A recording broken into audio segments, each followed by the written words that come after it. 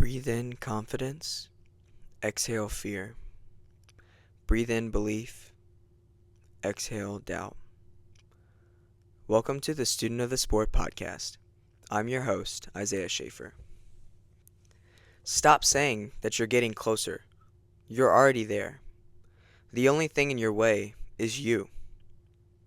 You know, as I listened to my coach sitting in the sun after practice the other day, I was struggling just to figure out what exactly was holding me back from performing optimally, performing and wrestling my best in competition. And then he slapped me in the face with it. You know, the thing I struggle with is it's one thing to acknowledge a problem, and then it's another thing to begin to solve and unpack that problem. That's another thing entirely, to be able to solve the problem. The first step is definitely acknowledging, but how do you start to unpack that? And through his witness and many others, I've come to realize that the only thing really holding me back from my peak performance is my own head. But how do I really go about solving that problem? And in elite athletics, as you jump levels, the gap between your competition becomes smaller and smaller and smaller. And that's why seemingly minuscule things like mindset training really becomes essential and intrinsic.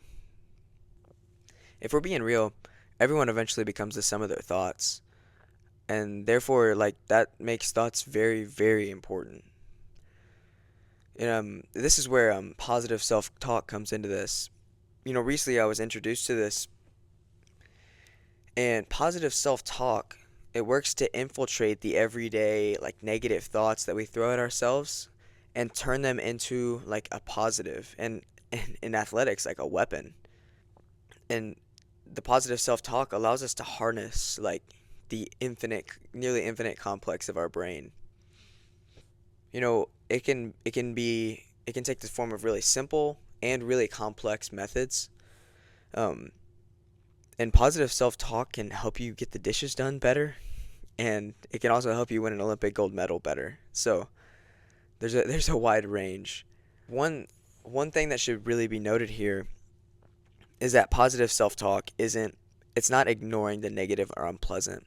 We actually learn to embrace that and then flip it on its head so that you can approach the issues in a more positive and productive way. So many of you guys probably know the San Francisco 49ers tight end George Kittle. Recently I saw this YouTube short. It was a clip of his little pregame warm-up, and he was walking up and down the sidelines telling himself, breathe in confidence, exhale fear. Breathe in belief, exhale doubt. I am strong, I am healthy. I am strong, I am healthy, I am happy, I am grateful. And I think this is so important because constantly we're always bombarding ourselves with the negatives, and my body hurts, I'm tired, and then we get into this really negative cycle that negatively affects our performance. So I'm going to go through these 5 little subcategories of positive and negative self-talk, and just the more common forms that it can take. So the first one is personalizing. This is when you blame everything on yourself. I'm not good enough. I can't measure up.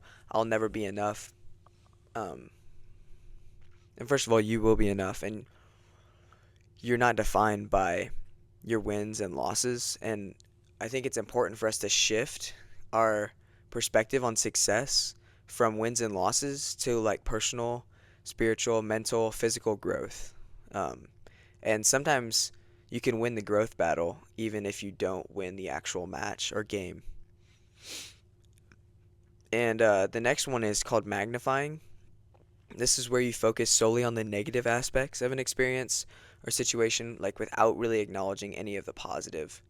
I've seen this in my own life, in my own wrestling career, where after practice, I wasn't really feeling too hot. It wasn't the best day, and immediately those negative thoughts start to creep in, and it's man, my hand fighting was really bad. I was really tired. My shots weren't there. I wasn't reacting well. And shout out to my coaches, Matt Coughlin and Blake Maurer at Maurer Coughlin Wrestling Club. They've helped me to try kind of shift this mindset of like what you did bad into what you did well and what you can do better, right? So instead of saying what we didn't do, like what we did bad, it's what we could do better. And that little vocabulary, like the little word shift, like makes all the difference. Um, and I think a big difference between like intermediate and elite level athletes is that amidst like the wave of negative thoughts, like they can always find the positive and go towards that. And that's what allows them to perform.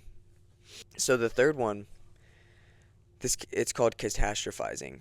And so this is when you always expect the worst. I I'm not really the most optimistic person personally. And I think there is good to that because I see the world like from a more grounded perspective.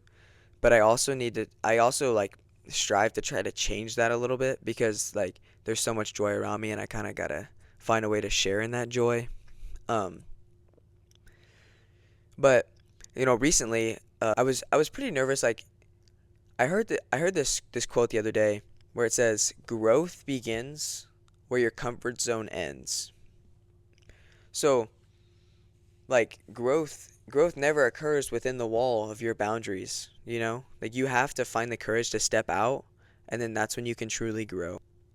It can be a really good indicator. Being uncomfortable is a really good indicator for when you're about to grow, so you need to just embrace that. And recently I kind of took a little step. I was kind of nervous about how it was going to go, but I took a little step, DM'd a fellow YouTuber, content creator, guy that hosts a podcast as well. His name's Caden Henshaw. And I really didn't know what to expect. I kind of figured like it might get ignored. And then like literally an hour later, he had already responded. And we started emailing back and forth for a sec. And the next thing I know, he's like, "Do you want to get on a Zoom call Wednesday night?" And I'm like, "Of course. Like, this is awesome."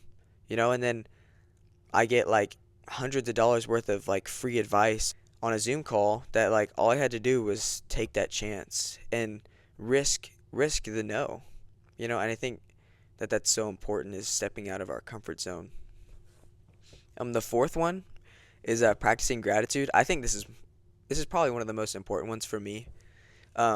Especially just like as like a really privileged like young man.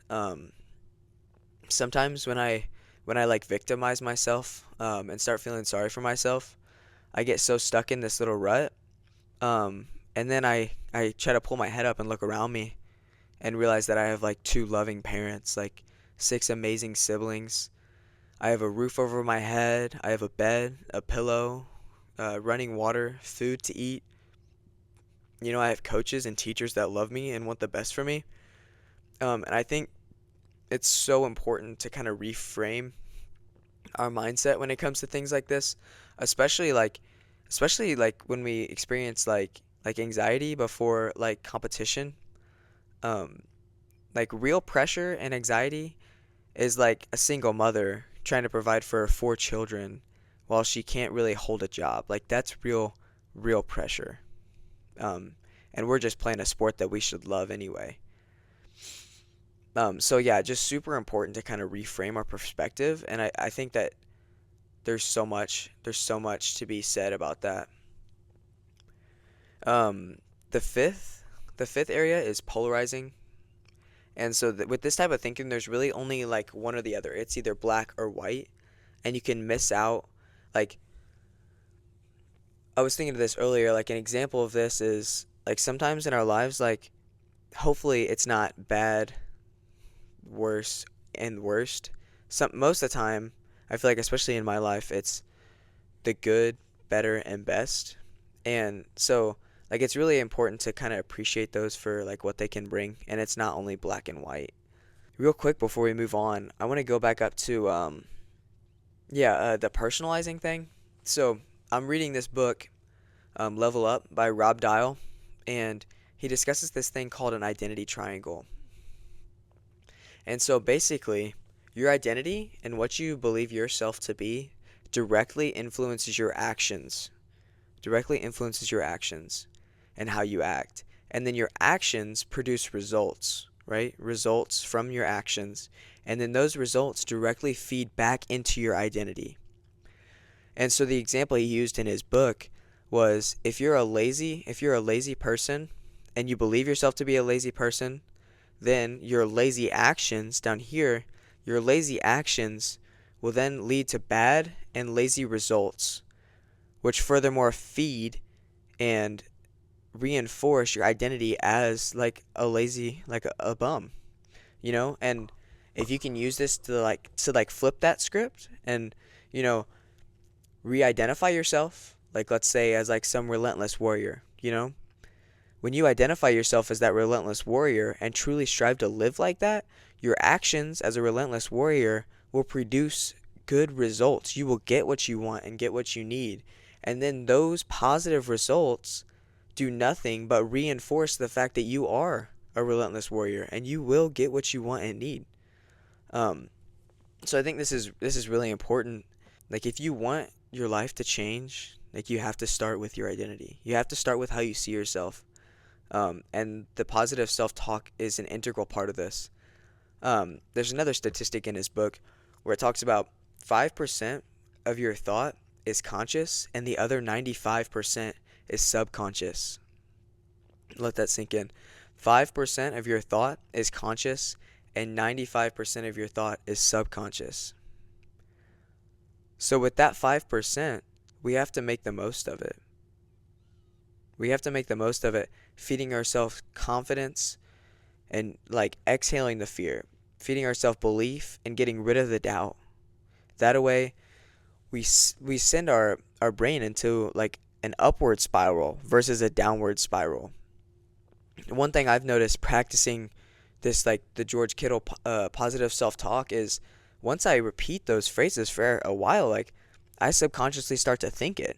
And then as I keep going and keep going and keep going, keep repeating those things, the thoughts just stack and stack and stack and stack. And eventually, like, I'm not even really thinking of it. I'm subconsciously breathing in confidence and exhaling fear. And I think that's so important and can be utilized so well. I just, as I close here, I invite you all to practice this positive self-talk. Make it your own. And, I hope you can find the amazing results that I have discovered. I'd love to hear your guys' feedback, how it has helped you, or even new strategies for like myself to try. I'm so grateful for the opportunity to share with you guys. Thank you so much for tuning in. God bless you, and let's get after it.